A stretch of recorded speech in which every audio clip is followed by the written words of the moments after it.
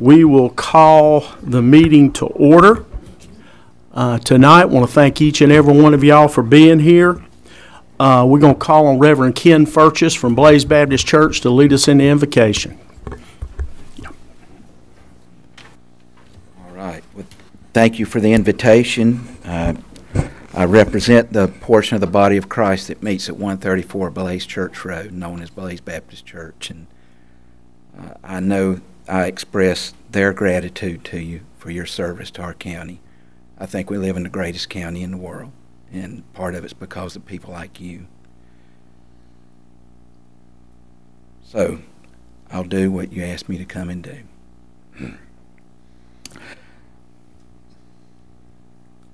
Father, we bow for a moment to acknowledge our absolute dependence upon you, and to thank you. To thank you for another breath, another day, a prosperous situation, and yet there are tragedies and there's pain and there's suffering around us, but we're not without hope. And so we are grateful. And Father, I thank you for these public servants that have said yes to the call of their community and to the call of God to serve in the capacity of commissioner in our county. May they, and I pray all public servants here in our county, our law enforcement, our EMS, our fire services, be ever aware of your presence as they seek to help us live peaceable, tranquil, and blessed lives in our county. And Father, I'm especially grateful for the faithful heritage of Davie County, for its diversity and unity that's represented in our community and by one high school, even, and how it has worked to serve that end, and for the prosperity that we have that provides opportunities for many to benefit from. And so it is easy to see your gracious hand keeping and blessing us. And we acknowledge that we really have no wisdom in and of ourselves, so we call upon you to provide this body with wisdom as they deliberate and consider resources and the future of our beautiful and blessed county. Guard their hearts from a cynicism that cripples compassion. Guard their mouths from speaking hastily before prayerful consideration. Guard their hearts from impure motives or loftiness that any and all of us are susceptible to. And may all of our leadership in this county be in unity as it concerns seeking the kingdom of God and his righteousness. And may those of us that reside here be more and more inclined to act justly, to love mercy, and to walk humbly with our God. For we ask it in the name that is above every name, our Lord Jesus Christ. Amen. Amen. Thank you, Pastor Furchess. Tonight, leading us in the pledge, we have Michael Shell, the commander of the DAV Chapter 75 here in Mocksville. Mr. Shell's lived in Davie County since 2001, comes from a military family. His father served for 30 years in the Air Force. Mr. Shell enlisted into the Air Force shortly after graduation at the age of 17. In the Air Force, Mr. Shell served in an air transportable hospital. While in the Air Force, Mr. Shell spent 5 years overseas, stationed in England. Mr. Shell left the Air Force to attend college, returned back to active duty in the U.S. Navy, serving in a counter-drug and counter-terrorism special unit. His unit was deactivated and Mr. Shell stayed in special operations, this time in the U.S. Army. While deployed in the Middle East, Mr. Shell was hit by an IED and medically retired at Fort Bragg in 2014. For the last year and a half, he has served as the commander of the Davie County DAV Chapter 75. We thank you for your service and your investment in Davie County, and please come forward and lead us in the pledge.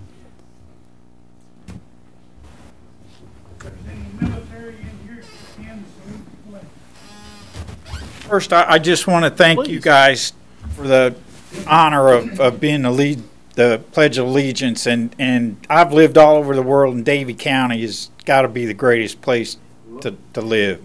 So thank you for with your that, service. Salute.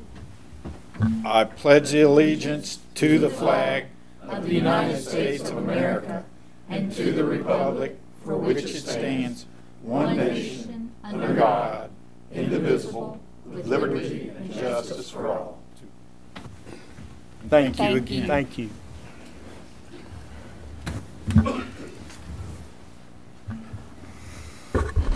Next, Mr. Vogler, our ethics and conflict disclosure. Thank you, Mr. Chairman. Pursuant to North Carolina General Statute 160A-86 and Davie County Board of Commissioners Code of Ethics adopted December the 2nd, 2019, I'd ask each of you before you adopt the agenda if there's any actual, potential, or perceived conflicts of interest with respect to any matter that's come before the board tonight.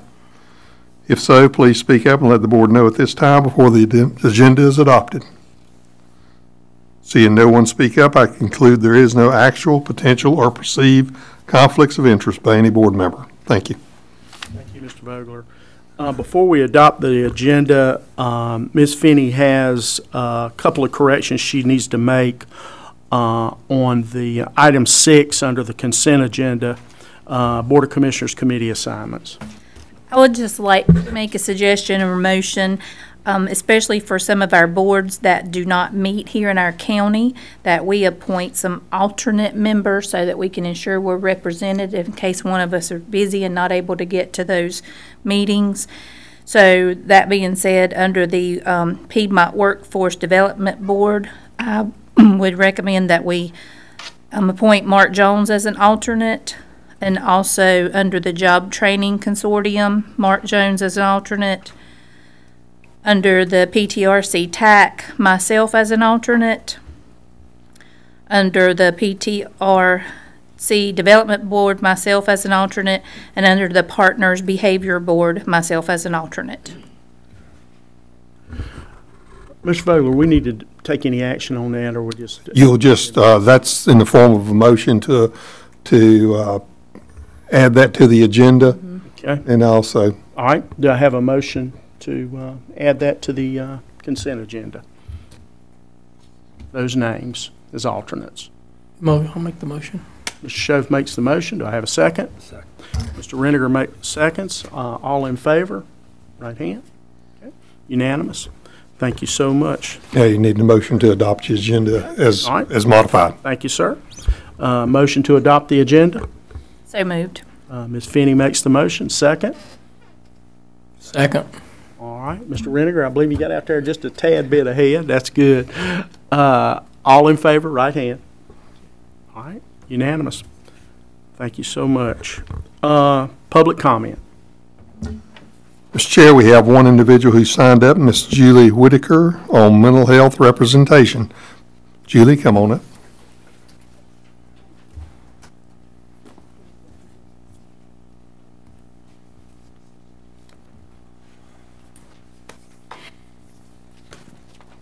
Good evening, everyone, and Happy New Year.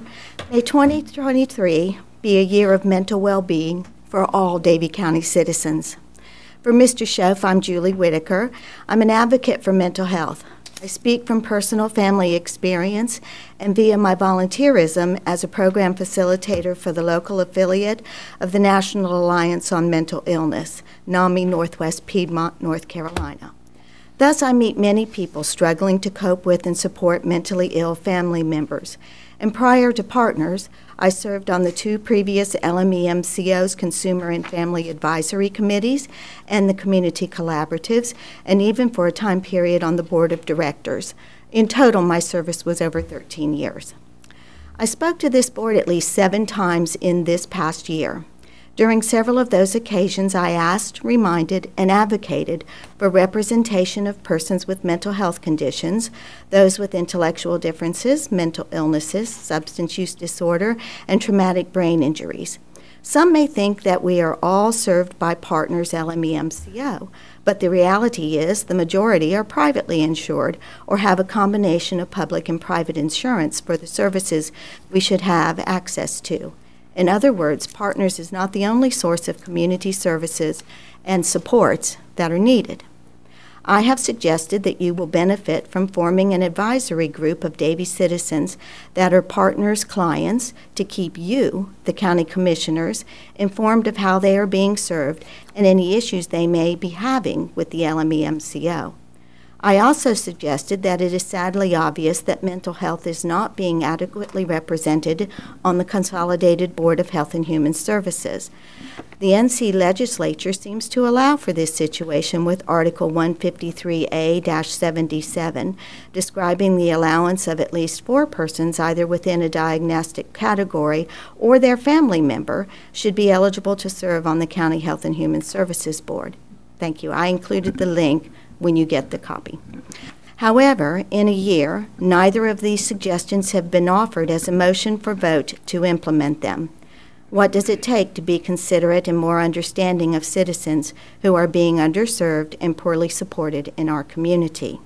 You showed me tonight. You can motion from the floor and pass it. I'm listening, and I do hope that you will do your sincere best to make action on these suggestions. Thank you. Thank you, Ms. Julie. And, Mr. Chair, that's the only one who signed up tonight. Okay, thank you, Ms. Julie.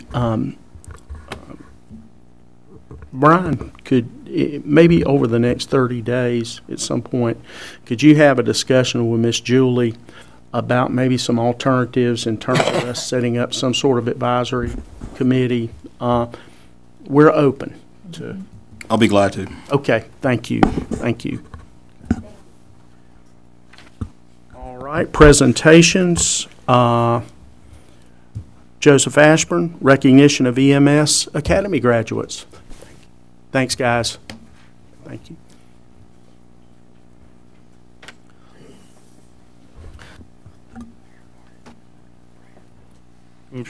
Commissioners and Mr. Barnett, thank you for having me up here tonight. I do have 3 people that was in the academy. We started the academy on October 18th and ended it on November 17th. They would go 2 hours a night on Tuesdays and Thursdays.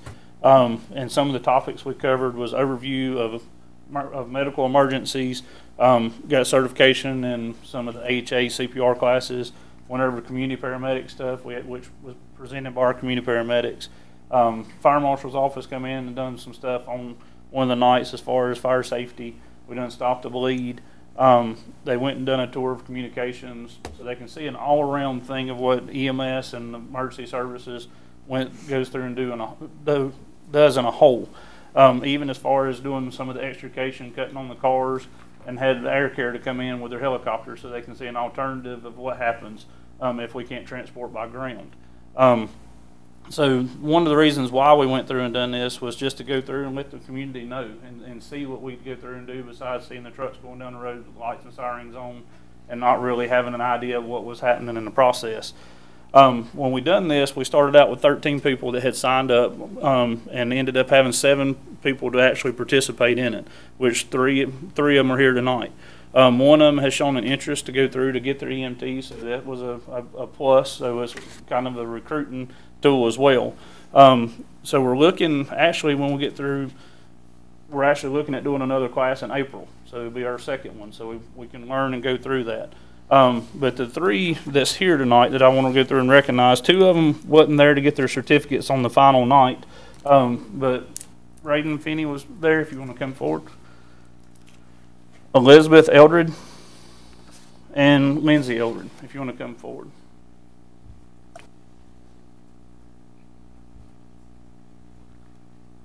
Raiden got his certificate on the last night of it, but Lindsay and Elizabeth was not able to, so if you want to come forward, I will give you yours.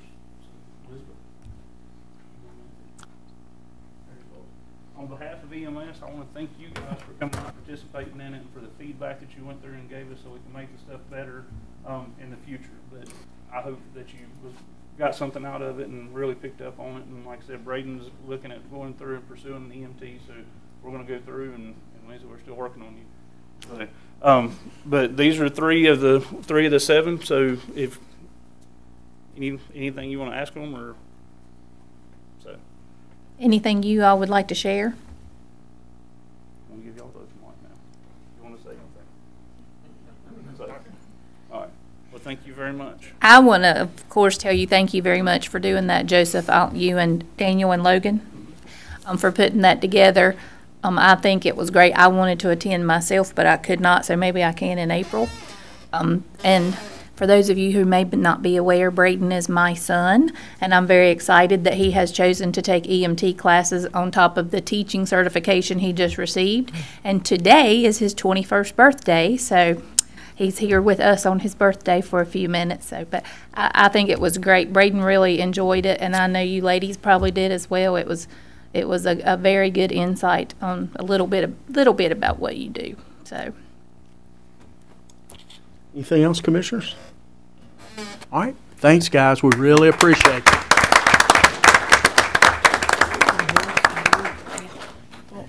Is he trying? Yeah. Okay. Robin, capital improvement plan. Good evening. I apologize in advance. It's been a strange day, so I'm going to need to load Mitch's presentation for just a second, so if you'll just give me like 10 seconds.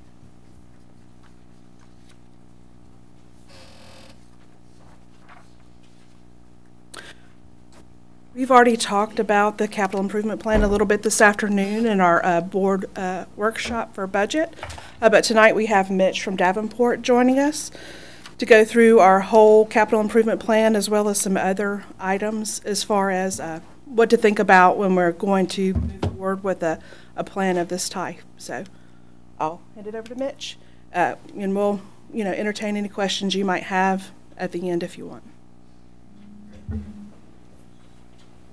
Good evening, Mr. Chair, members of the board. Thank you for having me this evening, having me back. I realize there are some other events going on this evening in California that people may have an interest in, so I will try to make this quick. Please stop me along the way if you have questions. I know many of you all have been through similar presentations in the past and may be familiar with this, but if you'd like to stop me along the way, please do, and let me know if I'm going too quickly or have questions along the way.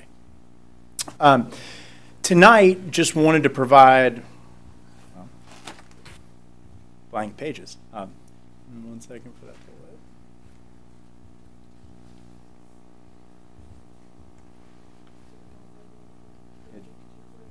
It did not.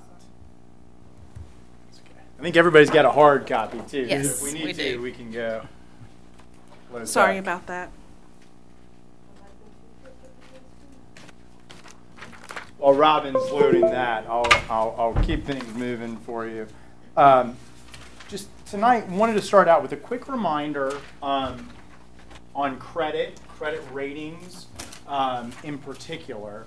When you all are looking at a capital improvement plan of this sort, particularly with some of the larger projects that are on your potential capital improvement plan, financing, debt issuance is a potential tool to help fund that plan. And when we think about using debt as a tool as part of the CIP, one of the key things we want to do is make sure we have access to the capital markets, access to borrow that money if that's what you choose to do so. You all have a current credit rating from the rating agencies, right? So that's Moody's and Standard & Poor's. And that's really, if you equate it to our personal finances, your credit rating is like your credit score that you would go out to get a mortgage or a car loan.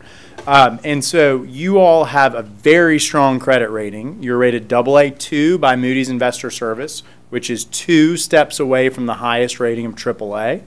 And you're rated AA plus by Standard & Poor's, which is 1 step away from the highest possible rating. So you all are starting from a position of strength. You have access to the capital markets at attractive borrowing levels. And as part of the planning process, we just want to make sure we're aware of decisions that are being made, hopefully to maintain these solid levels of credit ratings, to continue to have access to the credit markets, being able to borrow the funds if you choose to do so at attractive interest rates. Along the way, to provide perspective, we'll show you how you stack up to some of your peer counties.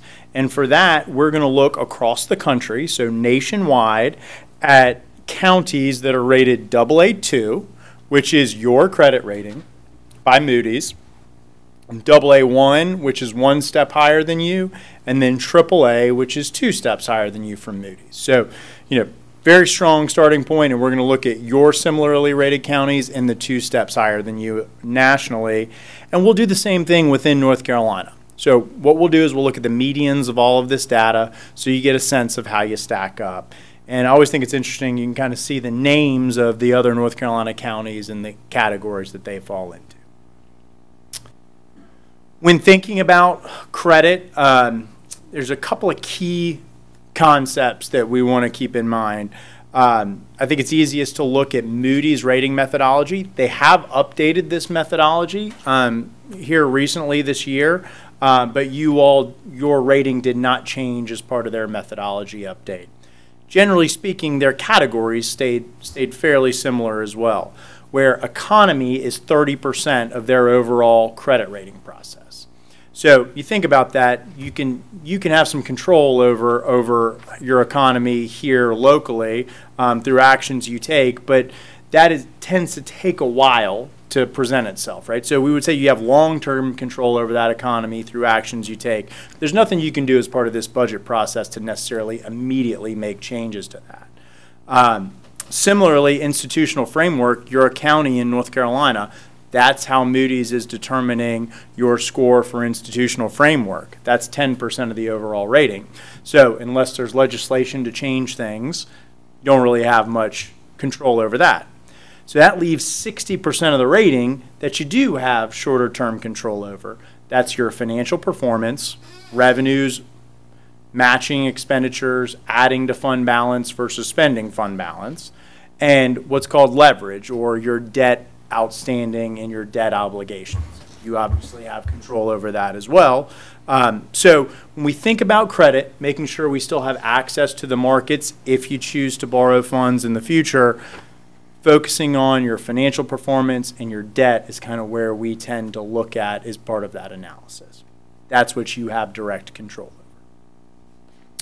So as we start with the CIP, as we've done in the past, the first thing we want to do is understand our existing debt profile, right? So this is your existing tax-supported debt. This does not include the water and sewer fund debt service, the revolving loan that you all just did. This is your general fund tax-supported type projects. $42.7 million of general obligation bonds outstanding. Just 30, let me give you the exact number, 37.3 of that is the high school debt that's outstanding. About $5 million of Parks and Rec general obligation bonds. And then there are some other installment purchase contracts for county facilities and vehicles makes up the remaining roughly $15 million of debt outstanding. So total of about $58 million of tax-supported debt outstanding. All of that will be paid off by fiscal year 2040. You all have a very strong debt profile currently. You've managed yourself well, and that's going to be borne out when we look at some of these key debt ratios that you have adopted financial policies for. The first of which is on the right-hand side of this page, the 10-year payout ratio. Just as a reminder, that is measuring the percentage of your principal outstanding, so the percentage of that $57.9 million of debt outstanding that you're repaying over the first 10 years. That's called the 10-year payout ratio. And you can see in 2023, your 10-year payout ratio is 90.6%. You're repaying over 90% of your debt outstanding over the first 10 years. We can look at that graphically on the next page, on page 8. You all have a policy to retire a minimum of 55% of your existing debt outstanding within the first 10 years. So at 90%, you're well above that minimum in a very strong spot related to your 10-year payout ratio. The right-hand side of the page reinforces that through these peer comparatives that I mentioned earlier. Davie County is in the gold bar, top bar, and that's the 2023 payout ratio at just over 90%. The light green bars are the national AAA, AA1, and AA2 medians. Right? Half of the data points are higher, half the data points are lower. What we've graphed is that midpoint or the median of all of the data. And you all, as I mentioned, fall into this bottom bar in that AA2 category. Likewise, North Carolina medians are in the dark green bars, North Carolina AAA, AA1, and AA2. We've also superimposed these blue lines on top of the North Carolina bars. That shows you the range of data. So the bars are the median point. The low end of the blue line is the minimum in that range, and the high end of the blue line is the maximum in that range. So, for example, the North Carolina AA2, the minimum 10-year payout ratio is right about 40%. The maximum is right at 100%. And the median is right around 75%. So you all are well above those and in good shape on this ratio. You've managed that well. You're repaying your debt rapidly, in part due to the high school debt was issued over a shorter period of time than 20 years. Okay, the next key ratio on page 9 is debt to assessed value, or the principal outstanding as a percentage of your overall tax base. You all have a policy of not to exceed 2.5%. Your current debt outstanding represents about 1% of your overall tax base. So you're 1.5% below your maximum policy level. In North Carolina, there is a state statute that limits your GO debt outstanding to 8% of your assessed value. So you all have brought that state statute down significantly and limited this to 2.5% of debt to assessed value. You can see on the peer comparatives on the right-hand side, y'all again are in the gold bar. Compared to those national light green bars, you're a little higher, but we tend to lose some comparability when we look nationwide at this ratio because you all fund schools here in North Carolina. Well, in places like South Carolina, they have independent school districts that fund schools. So there's no school debt on South Carolina county books, which tends to skew things. There's other states that have that as well. So tend to focus a little more on the North Carolina medians on this ratio. And you can see those North Carolina AAAs, AA1s, the medians hover around 1%. The AA2s are a little lower. But you can see in each of these categories, folks are almost as high as 2% on the upper end. You all at 1% are right there with those medians and certainly well below the maximums. So compared to your policy, compared to your peers, you line up nicely on this ratio. Finally is your debt service versus governmental expenditures. This is your annual payments, your annual principal and interest payments, as a percentage of your overall expenditure budget. It's a measure of your debt outstanding, but it's also a measure of your flexibility, right? When we look at your debt service, that is a fixed expense, not something you can change after you issue the debt. You issue your debt, you know what your payments are, you have to pay them back. You can't, furlough or turn the lights off early on a debt payment. It's fixed, you got to make it. And so that's also is maybe a limiting factor within your budget, right? Your annual budget, how much you have the ability to change. So it's a measure of flexibility in addition to a measure of debt outstanding. You all have a policy not to exceed 15%, maximum of 15%. As of fiscal year 23, you were in the 11.5% to 12% range on that ratio. So below your policy level. This policy kind of goes hand in hand with the payout ratio. if you think about it, if you have a really high payout ratio, you're paying your debt back quickly, that means your annual payments are higher. If you stretch out your debt payments, your annual payments are lower, which would improve this ratio, but it would make your payout ratio lower as well. You're not repaying your debt back as quickly. So the fact that you have a very high, rapid payout ratio makes sense that your debt service to expenditures is a little closer to your policy level than some of the other ratios. That said, when we look at the medians on the right-hand side of the page, you all are at about 11.5% to 12%. The medians range in North Carolina from 10 to 15%. So you're right there in that mix with those medians. All in all, taking these debt policies that you all have compared to your existing portfolio, you've managed yourselves well. You're well below your policies. You're in line with your peers, and we would say you have debt capacity. It is reasonable for you all, if you choose to look at debt as a funding tool for the CIP, given how you stack up here. You're repaying your debt quickly. You're going to continue doing that over the next 10 years. You're below your policies on debt service to expenditures, debt to assessed value, so you have capacity going forward.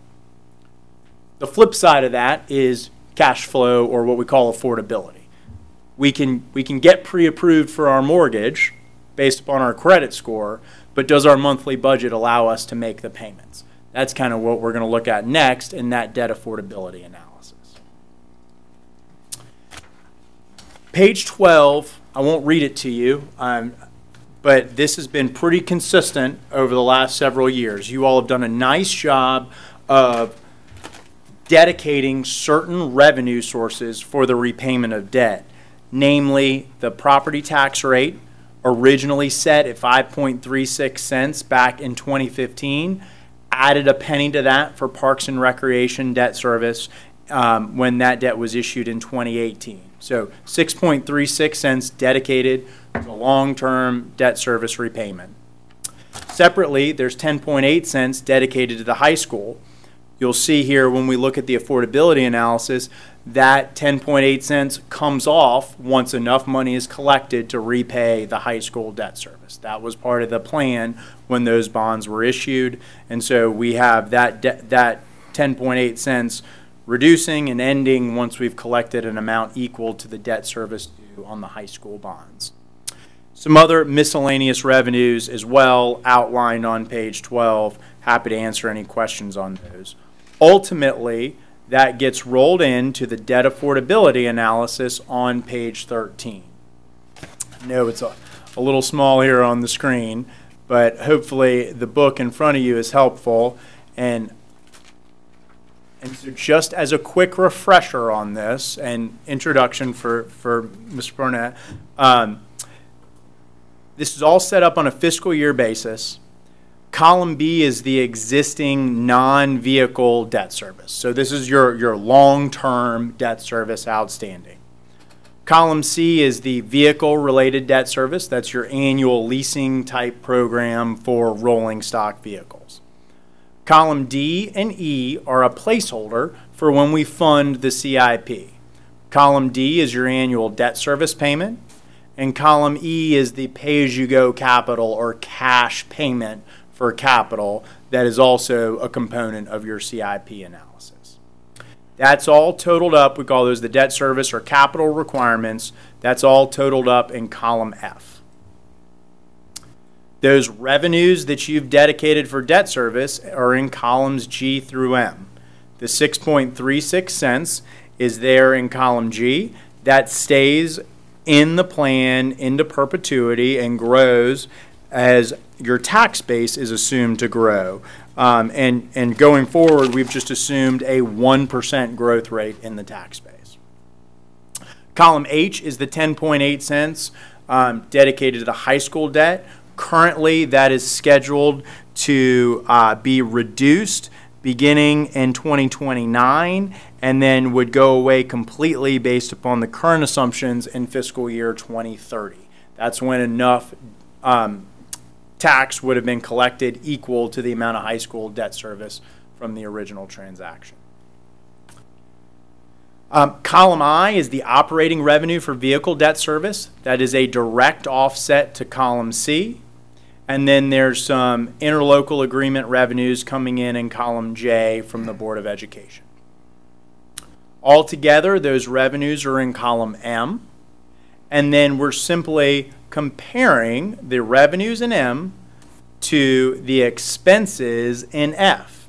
And you can see every year there's an annual surplus, with the exception of 2030, when we've reduced or eliminated the high school tax rate, but there's still one last payment left on the high school using the fund balance that's been built up from that high school tax rate to make the final debt payment. Otherwise, you have a surplus every year, and that surplus in column N is what is going to be available to fund the capital improvement plan going forward. Okay? It's a lot of information. I think y'all got it. Getting to the capital improvement plan on page 15. I won't go through this project by project. I think you all had an opportunity to do that earlier today. But just in summary, fiscal 23 to 28, you're looking at $43.9 million of total capital improvement plan projects. Now, this does not include sort of the regular ongoing operating capital that's built into your operating budget. Things like annual vehicles and other regular maintenance type projects. These are the larger one-time type capital projects. Two that I'd point out that are a big driver here in this analysis. Line 4, the detention center, currently estimated at just over $32.3 million. We're assuming that is going to be debt financed in fiscal 2024. So you'll see that it's going to be funded with an assumed borrowing, and that debt service is what's going to flow through. The annual principal and interest payments is what will flow through that affordability analysis. The other project that we're assuming during this time period that is debt financed is the courthouse renovation for $3.7 million in fiscal 25. So those are the two borrowings over this period of time that are going to be factored into the analysis. Page 16 shows you what these proposed borrowings look like when we layer them on top of your existing debt service. Again, your existing debt service is in the dark green bars.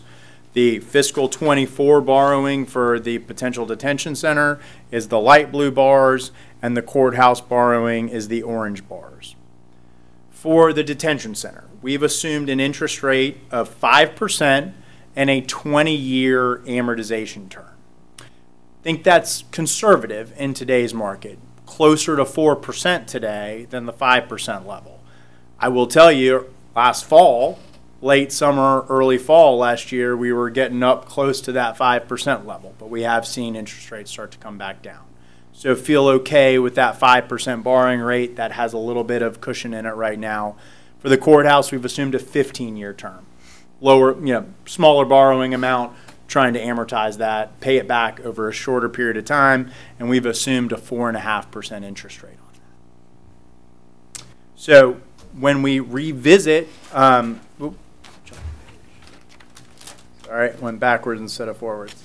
So when we revisit your key debt ratios on page 17, this is layering in those two proposed borrowings on top of your existing debt. Your 10-year payout ratio stays very solid, above 70%. So you're in compliance with that policy. Debt to assessed value peaks out just at 1.5%, well below your policy. You're still in very good shape on that ratio. Debt service to expenditures gets right up to the 15%, exceeds the 15% barely for a couple of years, and then comes back down. That will be, as we've talked about, in prior analyses, that'll be a decision for the board of whether you're comfortable making an exception for that or not. But from our perspective, from the credit market's perspective, from the rating agency's perspective, it's more important that you all are planning for it. And if you need to make an exception, choose to, as opposed to being just over the policy. And this looks better than it had looked the last couple of years, given the delay in some of these financings.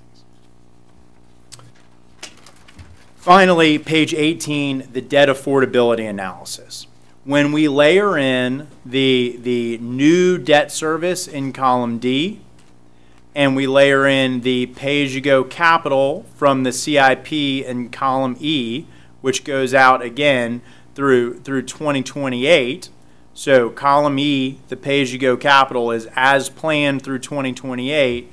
We then allow for an annual amount of $750,000 after that. Understanding your CIP is going to continue, we didn't want to just stop the pay-as-you-go capital, so we have a placeholder for that going forward. We also have a placeholder for future vehicle debt service. We don't want to count on any of that vehicle debt paying off and being available for the detention center or other projects, because we know you're going to have to continue funding your rolling stock into the future. So those are the changes on this page that are important here. Columns D and E are layering in the future capital planning. There's no changes to the revenues in G, H, I, J, and K. What we find is there are some additional revenue or cost savings needed to make this cash flow work within our existing dedicated revenues. You can see that's the highlighted pinkish box.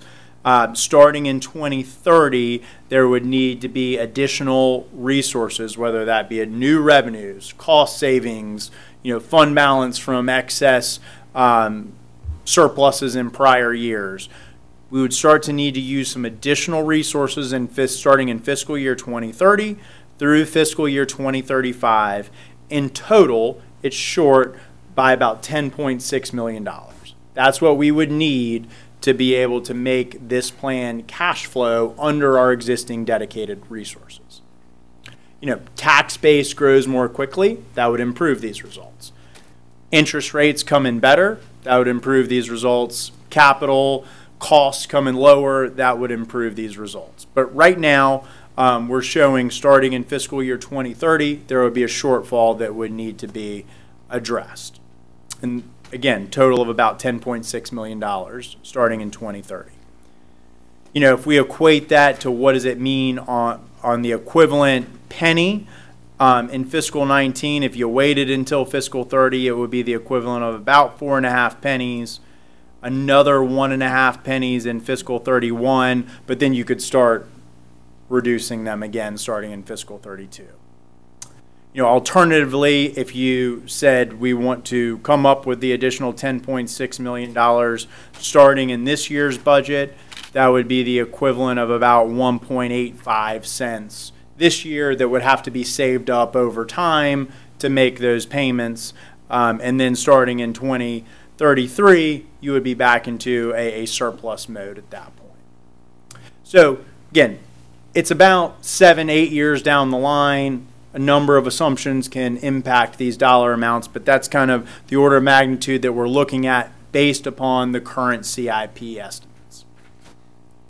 I think it's important to note as well, we're looking at the 23 to 28 CIP, and there were some requested projects, about $4.75 million that were requested to be in the 23 to 28 CIP that were not able to get dropped in at this point or were not programmed at this point. And then there's some other projects, longer term that I think you all have considered or others have looked into, between a civic ag center, future phases of the courthouse project, future phases of the parks projects, future school projects, community college, others. What we've got is the roughly, like I said, 43.9 million of capital projects baked into this analysis. These other projects that may be under consideration are not currently included. May have been the fastest I went through that, hopefully. So, but happy to answer any questions or dig in anywhere you'd like, and certainly available for follow-ups if you want to go through it in greater detail. Any questions for Mitch? We did go over this in our work session this afternoon. But any questions at this point? I'm sure we will have some, but thank you so much for being here. We really appreciate all you do for us. Thank you. Thank you for having me back. It's good to see everybody. Thank you. Thank you, Robert. Okay, public hearings, Mr. Easter. Oh, I'm sorry. Oh, Jackie, I'm sorry. Yeah, Jackie Copeland, Regional Director with Partners. Come on in.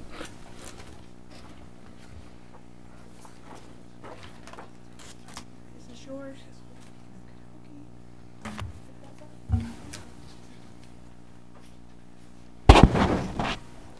Again, my name is Jackie Copeland of Partners Health Management. And Commissioners, good to see you. Happy New Year to all of you. Hope you had a great, wonderful holiday season. Want to take this time to come to you to give you an update on how things are going with Partners Health Management. Mr. Schultz, nice to meet you. Again, Jackie Copeland. Wanted to give you an update again how we've been doing. I talked to the county manager, Barnett, said to kind of look at, give a little broader picture than I typically give. I usually give a snippet around a quarter.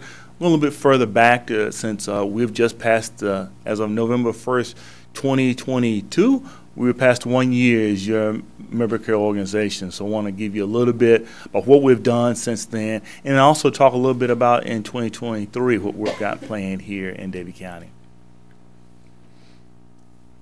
First off, I want to always start with our members, and we're going to talk a little bit about what services to our Medicaid members. As you can see, we have served over 2,305 unduplicated Davie County members. Our providers have provided that. Looking at it from December 1st to November 31st of 2022.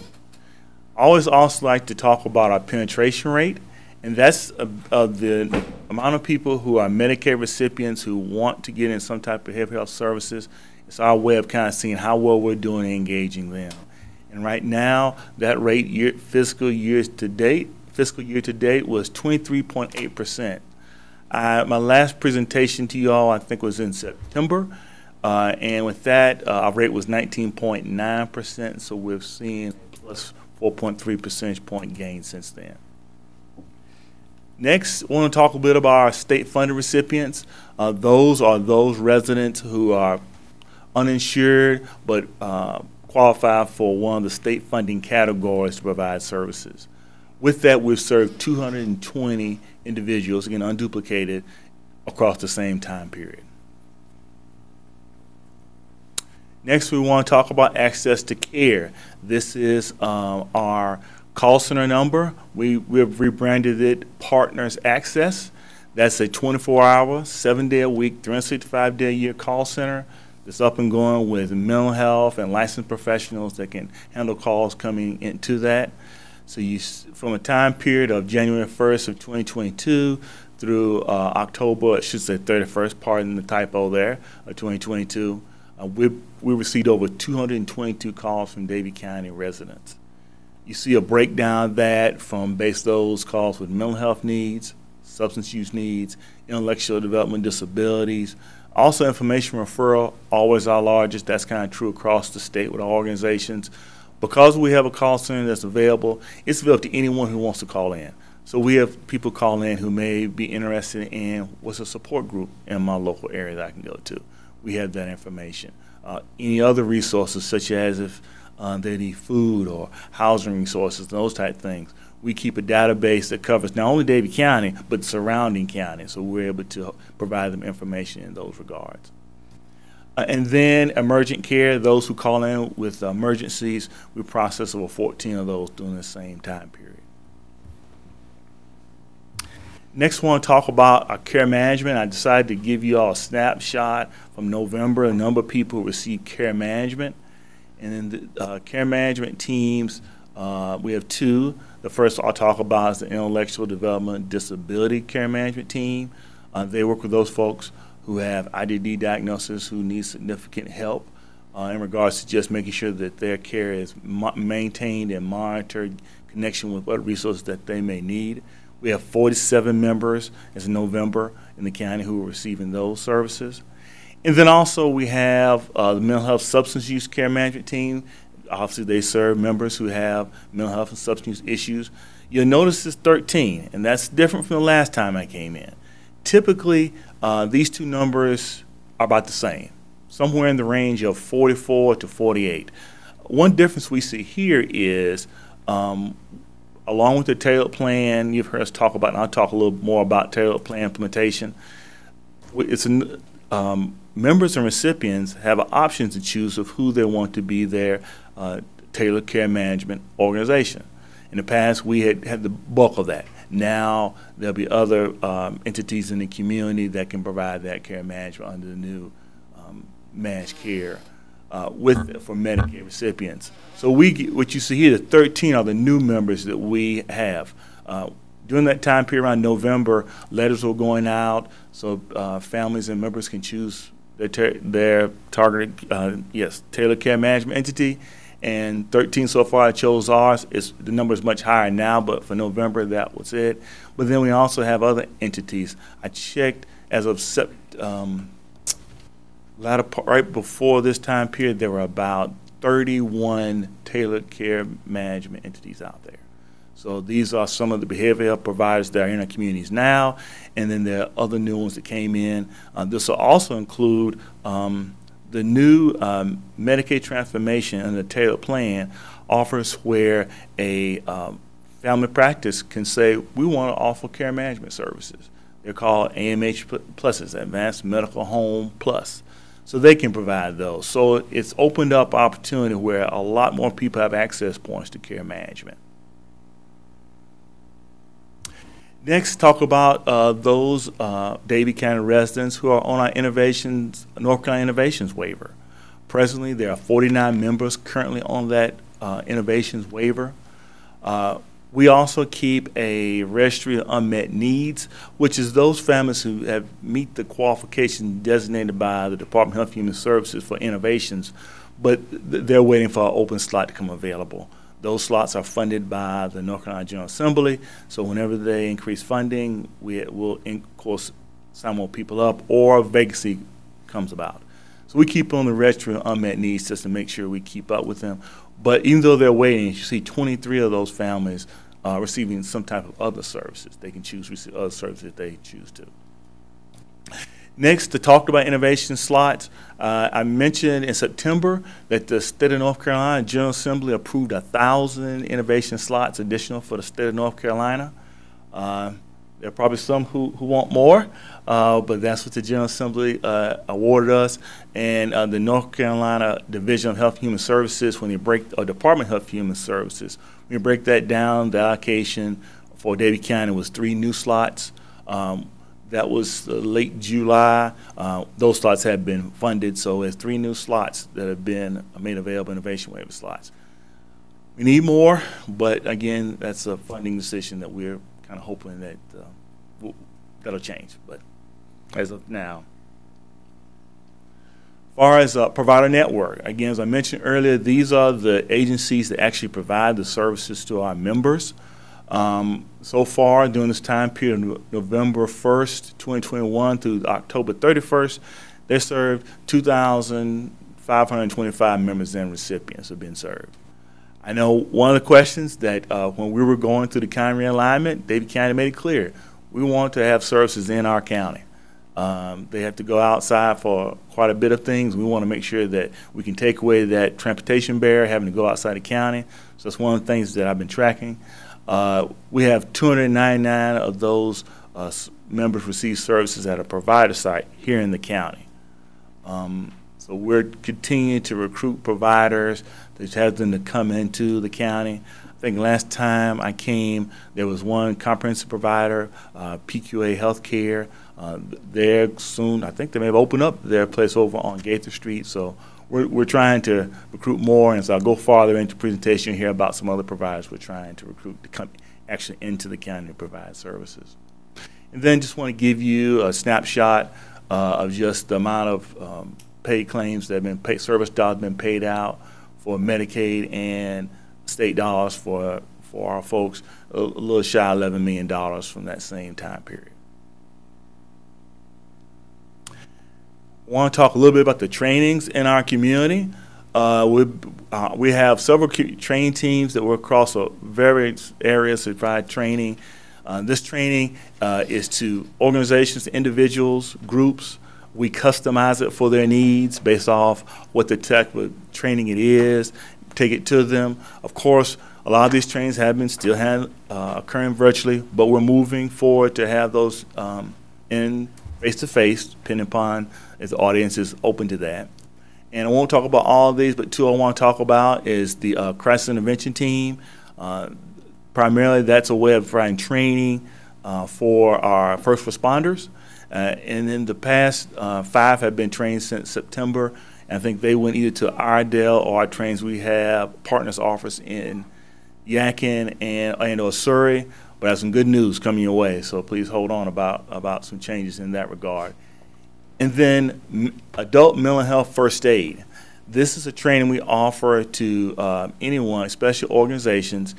It's basically, as it sounds, some basic ways that if you see someone, be it a neighbor, coworker, who you think is maybe having identified mental health crisis, it's not to treat them, but just be able to know the warning signs, know how to connect them with mental health professionals who can. Probation and parole, they train 48 of their folks in that, so we're excited about that. We'll move on to how we engage in the community. As partners mentioned initially, we have our partners community model, which means that we want to be part of the community. We want to be engaged and work with community agencies, how we can address the behavioral health needs, but also beyond that, because the members and recipients who have dealing with mental health, substance use, or intellectual disabilities, there are a lot of other things they need and also focused on, so we want to work together collaboratively with the community organization to address that. I'll just highlight a few you see here. Everything from involvement with other county agency of county government to working with other entities like the National Night Out, the 4-H for adults. We're really expanding what we do, and then also working with our volunteer fire department. Also, as another, we know they're a big service provider and institution of our community, so we thought we'd work with them also in that regard. And this gets to the projects for 2023 that Partners is working on. Off the top, you see recovery housing. This is something that's needing quite a few areas, but just our focus here is we were able to obtain some grant monies to look at how do we build recovery housing or clean living, drug-free environment for people to live. And the focus of the grant was on the targeted population for those with reentry, meaning those folks who have either been incarcerated, either in a local jail or at the prison, or coming back to Davie County, find them some recovery housing, which could be clean, drug-free housing, where they also could be tapped into whatever services that they may need. We're in the process now. We've got one contract signed with Oxford Homes. They provide this all across the state of North Carolina. And so they have a team now looking to try to find a site and get up and get going for that. Another resource we're working on, I've been partnering with Suzanne Wright, and she's here, there she is. Suzanne, partnering with her and looking at bringing another provider that her presented at a statewide meeting. So we're working with them right now on some due diligence to see if the feasibility of them coming here. They're interested in coming in Davie County. It's just some other particulars that we're working on to make sure it's something the county that we can make happen. And then another project we're working on is development of a key performance indicators dashboard, targeted for those for social services, the Public Health, Human Services, Social Services, to kind of give them a snapshot of what the children in foster care, what are their behavioral health needs. We hope this will be a tool that will give information about the services they're receiving, some of their needs from a behavioral health standpoint, to better coordinate and guide things so that information. We actually shared this latter part of last year with Ms. Wright and Ms. Brewer with Social Services, and they gave some input, and we're fine-tuning that, and that dashboard should be ready for distribution rather soon. Next, we're working on supportive employment services. This is services that are available to help members and recipients engage in the workforce. Folks, they need some certain supports, and this service will help them to get those job supports they need to get engaged into the system, while at the same time working available to providers as they try to engage these people into our workforce. Next, Pix Health. Pix Health, and I have a prop, if I may. Pix Health is a tool, an app that's on smartphone that you download onto your smartphone. And what it provides is a way to help people stay connected. We started this project in early 2019, and then COVID hit, and we were able to see how well it can do because it allowed members and recipients to stay connected with someone, especially if they're dealing with depression, loneliness, and those type things. It gave a resource that right there on the phone where they can interact with them for anything of just asking how their day's going, encouraging little messages come about, even offer games and other things so that they can keep their minds kind of involved in positive and healthy thoughts. And it also even has a warm line, a human component to it, a number they can call on there, and they can talk to an individual if they're going through some things, need to talk to a live person, they can. And then if needed, they'll do a warm transfer to our Access to Care line and be able to then link them to any services that they may need. We look at this as a tool, going back to tailored care management. It's a tool to reach out to people, engage them, so they can. Our population tends to be isolated at times, dealing with stigma. And this is a way, hopefully, to bring them back in, have someone connect with them, and we're excited about that, and we're really pushing it again, even further expansion since we've got some additional funding to make that happen. Next, tailored plan implementation. I mentioned that. We were slated, Partners was ready to go on December 1st to begin the tailored plan implementation. Basically, we would have opportunity now to not only manage the care of those individuals who had behavioral health issues, but now also the physical health. We could now serve the whole person. We were geared up and ready to go. The Department of Health and Human Services decided to push that back until April 1st. So we're still gearing up and ready for that, but that's going to be a major change for us, and we're excited about it just because it'll help us to manage people more from a whole person perspective, as I said. Another piece that I mentioned, tailored care management, is another piece that's going to be available. It's going to have a wider availability than care management has in the past, so it's going to be another tool there, really helping members to link and get the services that they need, while at the same token, being able to address the other issues, the social determinants of health you hear people talk about, as I mentioned earlier, travel issues, food insecurity, all those other issues that affect a person's ability to get to a certain level of treatment and recovery and into the maintenance phase. So that'll also be a thing to be rolling out. And again, as I mentioned earlier, it's going to be providers will do this, not just partners will be doing this. And then another piece is we want to educate primary care physicians and medical doctors of who Partners is.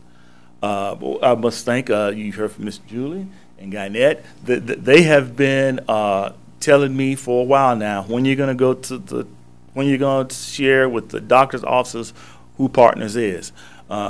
We have continued, we had to kind of wait because of the tailored plan readiness. There was some requirements we had to wait. We've met that time period, and we're going to be reaching out to those entities, let them know about who Partners is, and also talk about educate on tailored plan for them also. So we're excited about that. Our community engagement, member engagement is going to start interacting with those different practices in the county. And then I mentioned earlier, I had a little teaser about some good news for you. I talked about how crisis intervention team training, or CIT, has been offered in other counties. We're going to have it right here in Davie County, working with the Sheriff's Office, Sheriff Hartman and his team. We met with them and have a planning group together, and we actually have dates in place to have the full 40-hour CIT training will be here in the county. We have dates in February and in March. So we're looking forward to do that. The sheriff is also, as he and his team led this up, it'll also include other first responders like EMS. We're looking to, he wants to include them and others. So it will be truly a training for quite a few members of our first responders for CIT. We're excited about that because we've been waiting and we had some things kind of work out, but they haven't. So we're excited that this year is going to bring with that. So with that being said, that's all I had for you. But of course, I'll try to answer any questions you may have. Thank you. Any questions, guys and ladies? Thank you, Jackie. Thanks, Jackie. We always appreciate your comprehensive report. Thank you. Okay, now we will move to public hearings. Mr. Easter.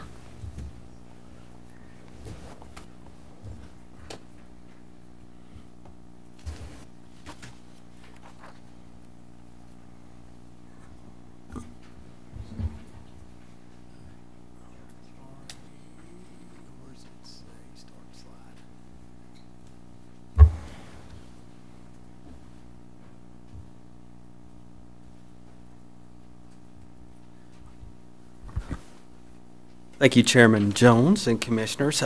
Tonight, I've got three zoning text amendments for you guys to consider. The first one is to rezone a portion of approximately 1.96 acres from highway business to residential 20, R20. The property is located at 3613 Highway 601 South and is further described as Davie County Tax Map N6 604071. Currently, the zoning district is highway business. The long-term land use plan is rural residential. The applicant and owner is Rebecca Perez Avenor. The property size is 1.96. The current land use is highway business. As you can see where it is right there. The proposed and the long-term land use is residential. All the properties surrounding are zoned R20 around the property itself. The property was originally zoned when it was established as R20, and at one time during it was changed to highway business. In the Davie County Land Development, it is designated as rural residential, and then also in the rural growth area, it is designated as a rural growth area. So tonight the board has three individual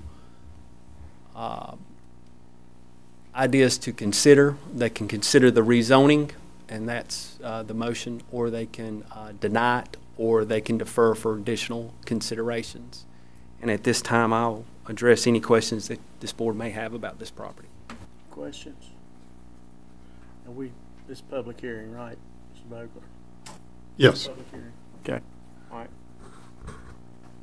Let's go ahead. Chair has announced this is the day and hour of the public hearing pursuant to Chapter 160D of the General Statutes of North Carolina and Chapter 155 of the Davie County Code of Ordinance of an amendment to for the zoning ordinance regarding Davie County tax parcel N64071 located at 3613 U.S. Highway 601 South, consisting of approximately 1.96 acres from highway business to residential 20, R20. There has been due notice given pursuant to the requirements of North Carolina General Statutes and Davie County Code of Ordinance by way of a due publication of a notice of public hearing in a newspaper general circulation in Davie County on December the 29th, 2022, and on January 5th, 2023. The clerk to the board has attached an affidavit showing publication in said hearing. I would ask all who wish to comment at this public hearing to come forward to the podium, state your name for the board, and then comment on the proposal. Mr. Chair, seeing no one come forward to comment, I would now turn the public hearing back over to you as board chair to close the public comment section of this public hearing, provide the board the opportunity to discuss among yourselves what, if any, action you wish to take with regards to this matter. Do I have a motion to close the public hearing? So moved. Ms. Finney, second. Second. Mr. Reniger, all in favor, right hand. Okay. Any discussion? Do you have any idea what she's going to do? Yes. She is looking to a portion of the property to build a home behind the store and live in the home. The way the zoning is currently established, you cannot build a single-family dwelling on it. So the portion back of the property, she would have it rezoned and build a house and live on the property. And take the store down, you think? There's been some thoughts about taking the store down or remodeling the store, so that's kind of up for subject to discussion going forward. The whole site's getting rezoned? No, just a portion, just the back portion of the property. Yeah, yeah. Any other questions? Do I have a motion? I'd make a motion to approve. Poindexter makes a motion to approve. Do we have a second? Mr. Schoaf, all in favor, right hand. Okay, any opposed? All right, unanimous. Okay.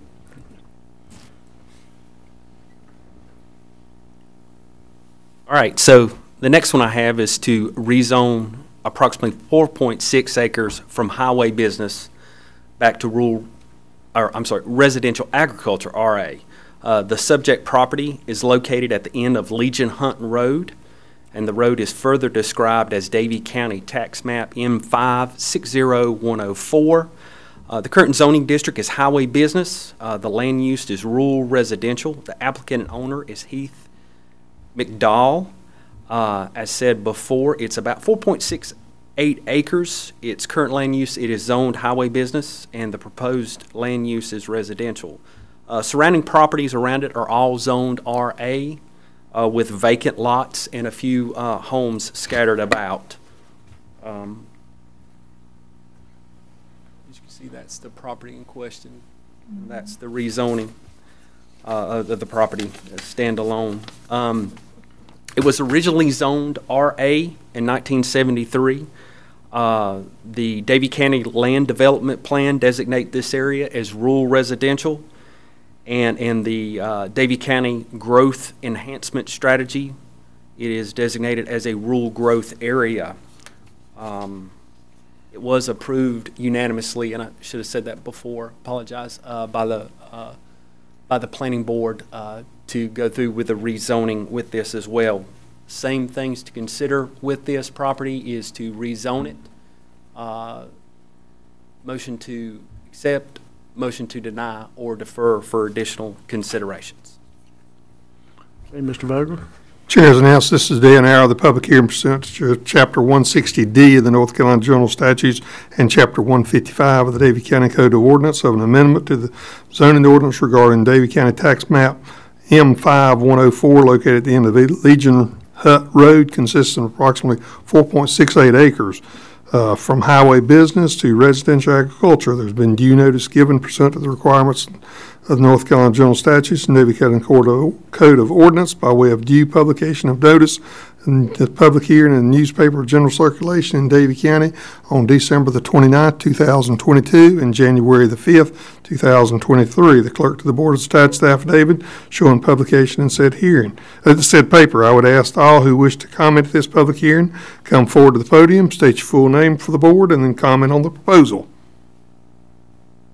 Mr. Chair, seeing no one come forward to comment, I would now turn the public hearing back over to you as board chair to close the public comment section of this public hearing and provide the board the opportunity to discuss what, if any, action you wish to take with regards to this matter. Motion to close the hearing. Mr. Poindexter, second. Second. Ms. Finney, all in favor, right hand. Okay. It's unanimous. Now, do I have a motion on the request? Make a motion to approve this zoning request as well. Thank you, Mr. Poindexter. Mr. Poindexter makes a motion. Do we have a second? Second. Mr. Schoaf, all in favor? Put the hand. Any opposed? Unanimous. Mr. Easter. Hey, sir, this is my last one.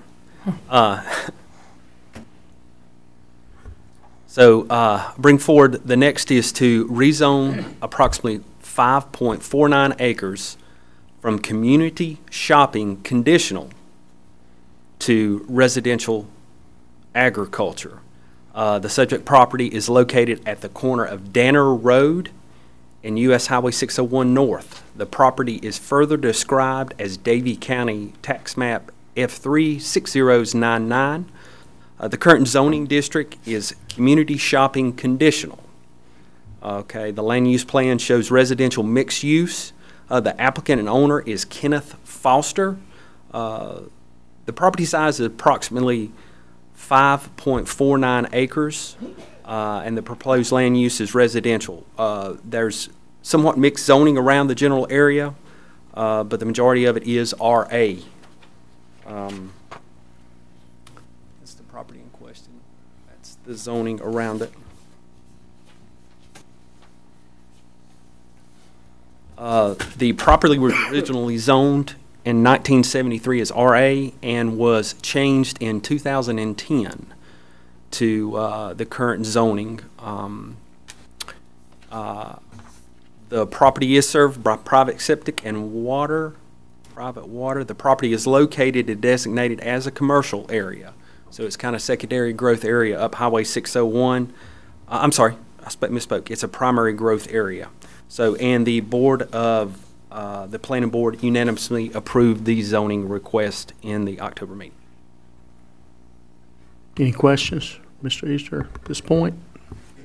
Just, oh, excuse me. Excuse me, I'm sorry. What is he planning on doing with it at this point? My understanding with Mr. Foster, having discussions with that, when he had ideas of putting some sort of strip mall in it at one time, and that kind of fell through. Now he wants to change back to a residential and potentially put some homes in there. I had a question, if you don't mind. Yes, sir. I noticed you said private water system. Yeah. I noticed that all the housing developments behind it and along 601 out there, do we not have public water there? I'm sorry. That one, from my indications, he might get access to it, but up 601 he might have. I know it's on septic system out there, but private water, I would have to look and redo it. It might have water out there. I might have misspoken on that, if there's water up through there. It does have water. Okay, yeah. Okay. Chair has announced this is the day and hour of the public hearing pursuant to Chapter 160D of the North Carolina General Statutes and Chapter 155 Davie County Code and Ordinance of an amendment to the zoning ordinance regarding Davie County tax parcel F399 located at the corner of Danner Road, U.S. Highway 601 North, consisting of approximately 5.499 acres, from community shopping conditional to residential agriculture. Due notice has been given pursuant to the requirements of North Carolina General Statutes and also requirements of Davie County Code of Ordinance by way of due publication of notice of public hearing in the newspaper general circulation in Davie County as of December the 29th, 2022 and January 5th, 2023. I would ask that all who wish to comment at this public hearing come forward to the podium, state your full name for the board, and then comment on the proposal. Mr. Chair, seeing no one come forward to comment, I would now turn the public hearing back over to you as board chair to close the public comment section of this public hearing. Provide the board the opportunity to discuss among them yourselves what, if any, course of action you wish to take with regards to this matter at this time. Motion to close. So moved. Ms. Finney, second. Mr. Reniger, all in favor? Uplifted hand. Okay, all right. We have a motion on the rezoning. Motion to approve. Ms. Finney motions to approve. Do we have a second? Mr. Poindexter, motion makes the second. Any other questions? Any discussion? All in favor, uplifted hand. Any opposed? All right, unanimous. Thank you, Mr. Easter. Thank you, Commissioners. Thank you. Appreciate you. Let's move on to item 9, County Managers.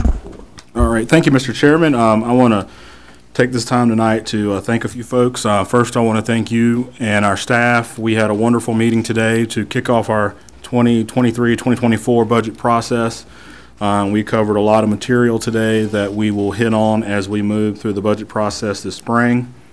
Wanted to personally thank, I know during the holiday season, I think everybody realizes that our public safety staff have to work during Christmas and New Year's, but also wanted to make sure that we recognize the fact that some of our other employees had to work, especially with the temperatures being what they were over Christmas. Our folks in public utilities had over 100 calls for water main breaks and leaks. And while everybody was home on Christmas, they were out making sure that the water and sewer was getting properly through our system.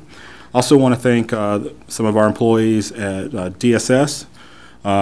As you know, we are in the care of several children, and we had to make sure that they had a great Christmas, and staff was out on Christmas Day making sure that they were well taken care of. We also had a situation over the holidays over in Bermuda Village. Our DSS staff, public health staff, and our fire marshal staff were out there to make sure that those residents were well taken care of as they were handling some issues due to the cold. So wanted to make sure that we recognize the hard work of our staff over the holidays and dealing with the cold weather. Also, I want to recognize our sheriff, J.D. Hartman. He just rotated off the North Carolina 911 board. He was the Sheriff's Association's representative.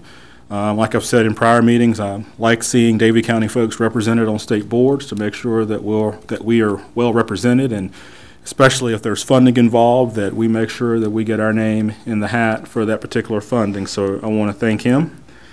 Want to point out two groundbreakings last Friday. As many of you may know, Chick-fil-A broke ground Bermuda Run over by the Lowe's grocery store. I believe they said they're looking for a late spring opening, so I know that many folks in Davie County, that's one of the first questions that's asked. So Chick-fil-A is coming, and it will be here soon. And for us personally, on January 25th, we are looking to have a groundbreaking for EMS Station 4. We'll have more information as it comes out, but we're ready to kick that off and to start that project. And then sadly, I'd like to report that our former elections director, Elizabeth Shue, passed away on Friday. Ms. Shue was the elections director for 33 years with the county, so I know she'll be deeply missed. That's all I have. Any questions for Ryan, or any comments? Okay. All right, let's move to item 10, consent agenda. Do we have a motion? Make a motion to approve. Okay, Ms. Finney makes the motion to approve the corrected consent agenda. Second. Mr. Poindexter, second. Any discussion? All in favor, uplifted hand. Any opposed? All right, that's unanimous. Thank you so much. Okay, let's move on to item 11, old business. Any old business? Any new business? All right, let's move on to commissioners' comments. Mr. Schoaf? Just briefly like to thank everybody for coming out tonight and showing an interest in Davie County government and their community. As always, thank the employees for their hard work, their dedication, and to reiterate what Brian mentioned, the part of going above and beyond and working out there in those bitterly cold temperatures and working to make people's Christmases better. Appreciate that a lot. Thank you. Thank you, Mr. Schoaf. Mr. Poindexter? I too would like to take the opportunity to thank all of you that came out tonight. Thank the people who actually had to work over Christmas during the holidays and during the terrible cold snap that we had, especially the water department out in the weather that whole time. But I'd really like to take this opportunity to thank all the people of Davie County that volunteer their services to everybody else in the county. That's what makes Davie County what it is. Thank you all so much. Thank you, Mr. Poindexter. Mr. Renniger? Thank you. I'd like to wish everyone a Happy New Year, and thank everyone for coming out this evening. And regarding our employees, I've said many times from up here that it's our biggest asset, and I truly believe that. So appreciate all the work, and certainly over the holidays, going above and beyond. And please come back next month. Thank you. Ms. Finney? Thank you, Mr. Chairman. Mitch and Jackie, thank you for sharing your presentations with us tonight. And Joseph, again, I thank you for the academy that you all put together. I think that was wonderful. All the staff that participated in our workshop today, and all of the loads of information that we absorbed in a few hours that will still take us a little while to process all that. But thank you all for putting all that together. I also would like to thank all of the staff members and the volunteer fire departments, law enforcement, everyone who had to do extra work during the holidays because of the cold weather, because of the wind. all of the things that seemed to go wrong in that little space of time. Thank you for making sure that our citizens were safe and taken care of. Miss Julie, thank you for sharing with us. Hopefully we will proceed better and get that taken care of for you. I want to give a recognition. Today is National Law Enforcement Appreciation Day. So JD, thank you and all of your people for what you do for our county each and every day, not just today. And I just want to say happy birthday to Commissioner Reniger. So thank you all for coming. Thank you, Ms. Finney. We want to thank each and every one of y'all for being here. I won't reiterate what everyone said. They've covered it, but I will say this. Margaret Shue, our head of our Board of Elections for a long time, she went through a lot of changes. She started out with paper ballots, hanging chads, if you will, all the way up through machines, and she did it all with grace and humor. She could always humor you, even if we didn't always agree. She could always humor you, and she was a fine lady, and she will definitely be missed. Do I have a motion to adjourn? Mr. Poindexter, do we have a second? Second. Ms. Finney, all in favor? All right, we stand adjourned. Thanks everybody for coming.